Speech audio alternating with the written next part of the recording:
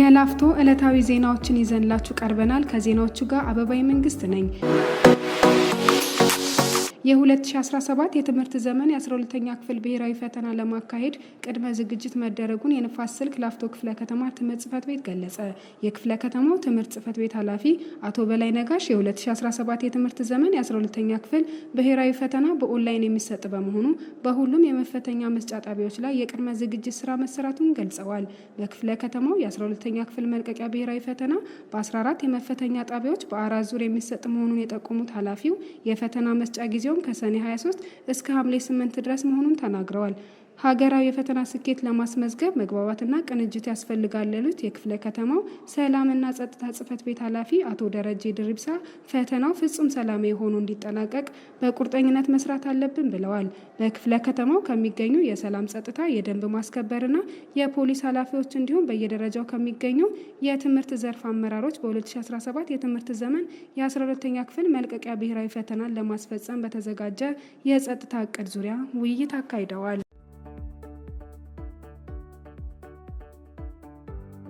በንፋስ ስልክ ላፍቶ ክፍለ ከተማ መደበኛ ያልሆኑ የአትክልት ተራ ነጋዴዎችን ህጋዊ የመስሪያ ቦታ ለመስጠት የእጣ ማውጣት ስነ ስርዓት ተካሄደ።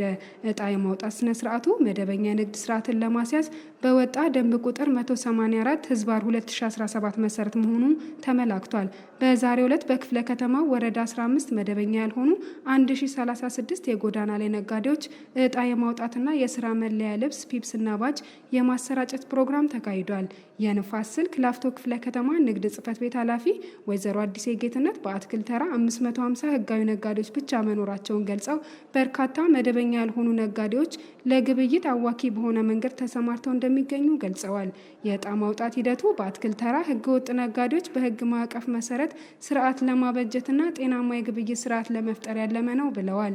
የዋዩ ወረዳ 15 ዋና ስራ አስፈጻሚ ወይዘሮ ፀሐይ ወልደ ጊዮርጊስ ከተሰጠው ካሬ ውጪ ሲሰራ የተገኘ እንዲሁም ባልተገባ መንገድ ተመዝግቦ የተገኘ ነጋዴ ቢገኝ አስተዳደሩ ህጋዊ እርምጃ እንደሚወስድ ገልጸዋል።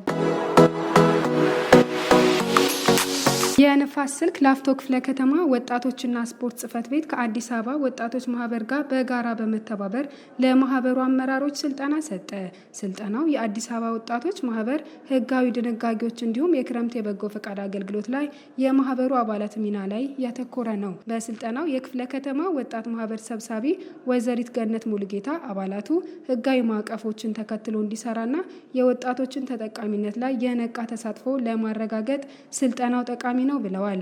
አያይዘውም የማህበሩ አባላት መጪው የክረምት መርሃ ግብርን ተከትሎ በትምህርት፣ በአረንጓዴ አሻራ፣ በጽዳት እንዲሁም መሰል የበጎ ፍቃድ ስራዎች ላይ ተሳትፎ ሊያጠናክር እንደሚገባ ገልጸዋል። የሰኔ 16 ቀን 2017 ዕለታዊ ዜናዎችን ይህን ይመስላሉ። በያላችሁበት ሰላም